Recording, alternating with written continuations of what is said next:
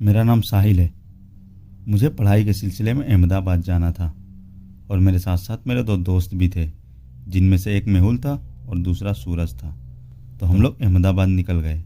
हम लोग वहाँ पर पहुँचकर हॉस्टल ढूंढने लगे, लेकिन हमें वहाँ पर अच्छा हॉस्टल मिल ही नहीं रहा था। तभी हम लोगों ने सोचा चलो किसी घर को रेंट पर ले लेते हैं और उस घर में तीनों रहेंगे और तीनों मिलकर साथ में ही किराया दे देंगे। तो हम लोगों ने डन कर दिया। लेकिन यार हमें तो कहीं रूम ही नहीं मिल रहा था। बहुत दिक्कतों के बाद हमें एक रूम मिला।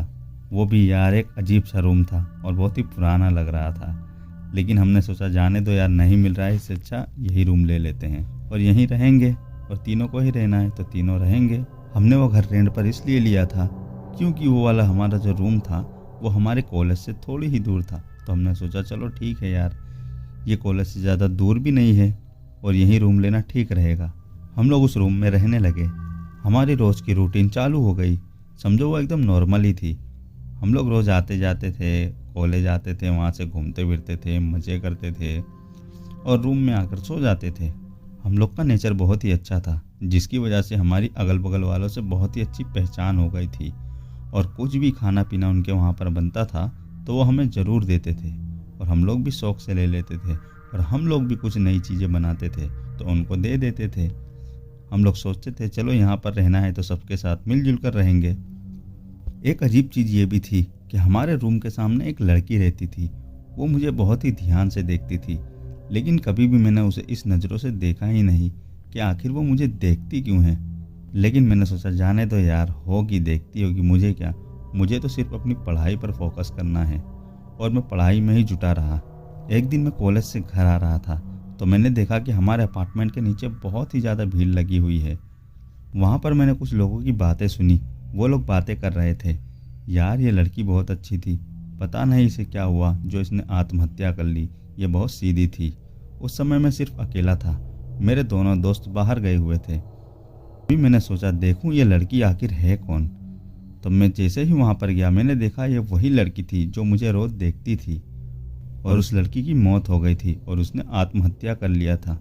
लेकिन ये बात पता नहीं चली कि उसने आत्महत्या करी क्यों थी। फिर मैं अपने रूम में आ गया। एक दिन हम तीनों दोस्त रूम में बैठे हुए थे, तभी हम लोगों ने सोचा कि चलो आज मूवी देखने चलते हैं। तो हम सब तैयार हो गए। हम लोग जैसे ही अपने रूम में से बाहर निकले तो मैंने देखा कि जो लड़की मरी हुई थी वो सामने खड़ी है। उसे देखकर मैं काफ़ी चौंक गया और मैं अपने दोस्तों से कहने लगा, भाई देख यार, ये लड़की तो मर चुकी है, देख। तो वो दोनों मुझ पे हंसने लगे। मैंने उन लोगों से कहा क्यों हंस रहे हो यार मुझ पर। तभी वो लोग मुझे कहने लगे कैसी मजाक कर रहा है, यहाँ पर तो कोई भी नहीं है, पागल हो गया है क्या, लगता है नशा वशा किया है तूने, ध्यान रख, अपना ध्यान रख। फिर मैंने कहा जाने दो यार, मेरी आंखों का भ्रम होगा। फिर हम लोग मूवी देखने चले गए। हमें मूवी देखकर आने में काफ़ी देर हो गई। हम लोग वहाँ से अपने घर की ओर निकल गए। जैसे ही मैं अपने घर की ओर आया फिर से मुझे वो लड़की दिखाई दी। इस बार मैंने फिर से मेरे दोस्तों को कहा, भाइयों सुनो यार, मुझे वही लड़की दिख रही है जो मुझे, यार वो मर चुकी है, तुम लोग मेरा यकीन करो, मैंने अपनी आंखों से देखा था, वो मरी हुई थी, मैंने उसकी लाश को देखा है, यकीन करो ना प्लीज़ मुझ पर। लेकिन फिर से वो लोग हंसने लगे और इस बार मुझे डांटने लगे, क्या पागलों जैसी बातें कर रहा है यार तू, यहाँ पर कोई लड़की नहीं है, तेरा दिमाग तो ठीक है। फिर मैं सोचने लगा आखिरकार ये लड़की मुझे ही क्यों दिखती है, इसका पता लगाना पड़ेगा। तभी एक दिन मैं इसी बात का पता लगाने के लिए नीचे गया और कुछ लोगों से मैंने बात की तो मुझे एक वहाँ पर अंकल जी मिले। मैंने कहा अंकल जी आखिरकार वो लड़की मरी क्यों। तो वो अंकल जी कहने लगे ये अपने मोहल्ले में ही किसी लड़के को चाहती थी और उससे रोज़ देखती थी, लेकिन पता नहीं वो लड़का आखिर है कौन। और ये उस लड़के के प्यार में बहुत ही ज़्यादा पागल थी, जिसकी वजह से उस लड़के ने इस पर ध्यान नहीं दिया, तभी इसने आत्महत्या कर ली और अपने आप को ख़त्म कर लिया। तभी मैं अपने मन में सोचने लगा, यार कहीं वो लड़का मैं तो नहीं।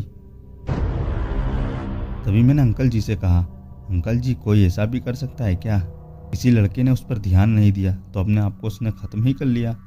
लेकिन वो अंकल जी कहने लगे, हाँ ये लड़की उसके लिए पागल थी और इसका दिमाग भी थोड़ा कम था, जिसकी वजह से इसने अपने आप को ख़त्म कर लिया। उन अंकल जी की बातें सुनकर मेरा तो दिमाग खराब हो गया था। मुझे चक्कर आने लगे थे। तभी मैं अपने रूम में वापस आ गया और वहाँ पर आकर मेरे दोस्तों से मैं ये सब बातें बताने लगा कि भाइयों, वो लड़की ना लगता है मेरी वजह से मरी है। मुझे ऐसा लगता है क्योंकि मैंने एक अंकल जी से बात करी। वो कह रहे थे कि ये किसी लड़के के प्यार में पागल थी। उस लड़के ने इस पर ध्यान नहीं दिया, जिसकी वजह से इसने आत्महत्या कर ली। तभी मेरे दोस्त लोग मुझ पर गुस्सा करने लगे। क्या भाई यार, तू यहाँ पर आके पागल हो गया है क्या? कैसी बातें कर रहा है? वो लड़की तुझे नहीं देखती होगी यार, तू पागल हो गया, बहुत ज़्यादा पागल हो गया है। छोड़ ये सब बातें, अब तू नाटक करेगा ना तो हम लोग अलग रूम में रहने लगेंगे और तुझे छोड़कर चले जाएंगे। तभी मैंने कहा सॉरी भाइयों यार, मुझे ऐसा लगा तो मैंने आप लोगों को ये बात बता दी। चलो आज के बाद मैं ये बात नहीं करूँगा। तभी हम लोग खाना पीना खाकर सोने चले गए। रात के तकरीबन 12 बज रहे थे। तभी मुझे ऐसा लगा कि हमारे बाथरूम का नल चालू हुआ है और किसी ने नल चालू किया है। तभी मैं मेरे दोस्तों से कहने लगा, भाइयों सुनो, बाथरूम का नल किसने चालू किया है? जाकर बंद कर दो यार। लेकिन वो लोग तो इतनी गहरी नींद में थे कि वो लोग जवाब ही नहीं दे रहे थे। तभी मैंने सोचा कि चलो मैं ही जाकर देखता हूँ। तो मैं बाथरूम में गया तो मैंने देखा कि वहाँ का नल चालू है। तो मैं उस नल को बंद करके वापस आ गया। जैसे ही मैं आकर अपने बेड पर लेटा तो मैंने फिर से आवाज़ सुनी कि वो नल फिर से चालू हो गया है। मुझे थोड़ा अजीब लगने लगा कि यार वहाँ तो कोई भी नहीं है, ये नल चालू किसने किया है? और मन ही मन डर भी रहा था। और डर लगे भी क्यों ना, क्योंकि मेरे दोस्त तो मेरे पास थे, तो वहाँ पर कौन था? फिर मैं हिम्मत कर बाथरूम में गया। फिर से मैंने उस नल को बंद किया और इस बार इतनी ज़ोर से बंद किया कि वो खुले ही ना। लेकिन फिर से वही सिलसिला हुआ। जैसे ही मैं बेड पर आकर लेटा फिर से वो नल चालू हो गया। इस बार तो मेरी फटने लगी और मुझे बहुत ज़्यादा डर लगने लगा। तभी मैंने बहुत ज़ोर से चिल्लाया, कौन है जो बार बार नल चालू कर रहा है? बदतमीज, समझ में नहीं आता क्या? हमें क्यों परेशान कर रहा है? ज़्यादा परेशान मत करो वरना मैं अभी पुलिस को फ़ोन करके बुला दूंगा। लेकिन वहाँ से कोई जवाब नहीं आया और तीसरी बार मैं बाथरूम में गया। इस बार मैं जैसे ही बाथरूम में गया तो मैं देखकर घबरा गया, क्योंकि उस बाथरूम में वही लड़की खड़ी हुई थी जिसकी कुछ दिन पहले मृत्यु हुई थी और वो मुझे देखकर काफ़ी हंस रही थी। मैं उस समय घबरा गया, मानो मुझे इतना डर लग रहा था जैसे मुझे लग रहा था मेरा मौत निकल गया हो, और मैं वहीं पर गिरकर बेहोश हो गया। फिर सुबह में मेरी आँख खुली। मुझे मेरे दोस्तों ने उठाया कि भाई तू यहाँ क्या कर रहा है यार? सब बेड पे सोते हैं, तू बाथरूम में सो रहा है, पागल हो गया है क्या? तुझे हुआ क्या है यार? आखिर तू बता हमें, तुझे हुआ क्या है? तभी मैंने मेरे दोस्तों से कहा, भाइयों यार प्लीज़ समझो यार, मुझे वो लड़की रोज़ दिखती है, तुम लोग समझो ना यार, समझते क्यों नहीं हो?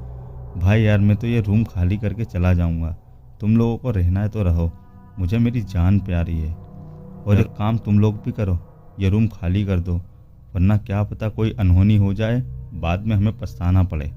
लेकिन मेरे दोस्तों ने मुझे बहुत समझाया कि यार तू हमारे साथ है, तुझे कुछ नहीं होगा, हम तुझे कुछ नहीं होने देंगे। मुझे वो लोगों ने बहुत ही ज़्यादा समझाया।